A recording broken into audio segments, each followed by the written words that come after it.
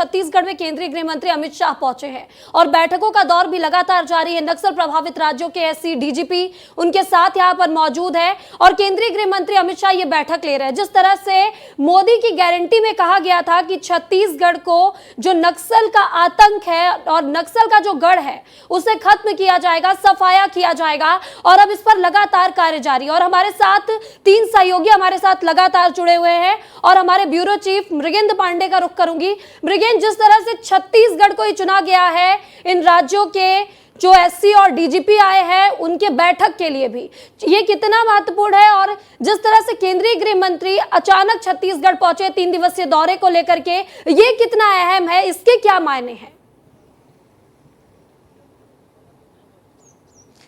देखिए, छत्तीसगढ़ को इस बैठक के लिए चुनने के पीछे ये है कि अभी जो प्रदेश में जो नक्सल प्रभावित सबसे ज़्यादा जिले हैं, करीब 15 जिले छत्तीसगढ़ के नक्सल प्रभावित हैं। देश में ये सबसे ज़्यादा हैं। इसलिए केंद्रीय गृह मंत्री अमित शाह का पूरा फोकस छत्तीसगढ़ पर है। छत्तीसगढ़ में किस तरीके से जो 15 जिले हैं वहाँ से नक्सलवाद को ख़त्म किया जाए, उस क्षेत्र में विकास कैसे पहुँचाया जाए, क्योंकि जो पड़ोसी राज्यों के चीफ सेक्रेटरी और डीजीपी की जो बैठक हो रही है उसमें नक्सलवाद को रोकने के साथ साथ वहाँ कनेक्टिविटी, मोबाइल कनेक्टिविटी हो, रोड कनेक्टिविटी हो, एयर कनेक्टिविटी हो, उस पर भी बात हो रही है। इसके साथ ही जो अंदरूनी इलाके हैं, बस्तर के हों या पड़ोसी राज्य उड़ीसा, तेलंगाना, महाराष्ट्र, झारखंड, इनके अंदरूनी इलाकों में किस तरीके से विकास पहुंचाया जाए, क्योंकि अमित शाह जो है विकास के साथ नक्सलवाद को खत्म करने की जो रणनीति है उस पर काम कर रहे हैं।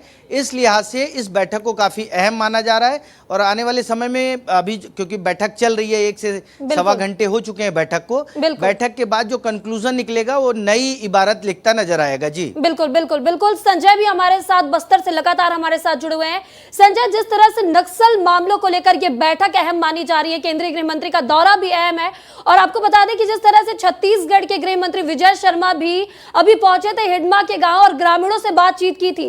बस्तर की क्या स्थिति है अब पुनर्वास नीति के बाद, और अब कैंप भी स्थापित कर दिए गए हैं, तो क्या लगता है कि अन्य राज्यों में भी इसी तरह से काम किया जाएगा?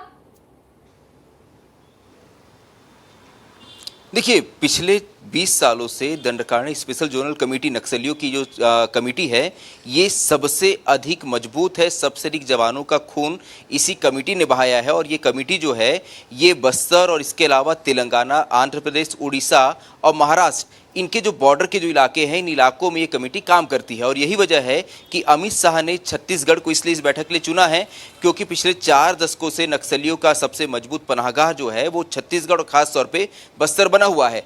पीएम मोदी के साथ अमित शाह भी इस बात को लगातार कह चुके हैं कि इस बार अगर ये सरकार छत्तीसगढ़ में बीजेपी की आती है तो ये नक्सलवाद खत्म होगा, क्योंकि अब उनकी सरकार यहाँ आ चुकी है, केंद्र और राज्य में इस बार बीजेपी की सरकार है।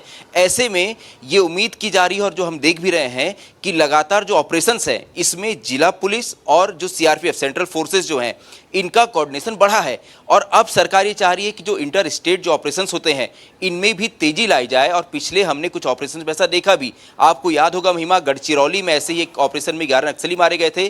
उस वक्त भी छत्तीसगढ़ और महाराष्ट्र पुलिस ने जॉइंट ऑपरेशन चलाया था।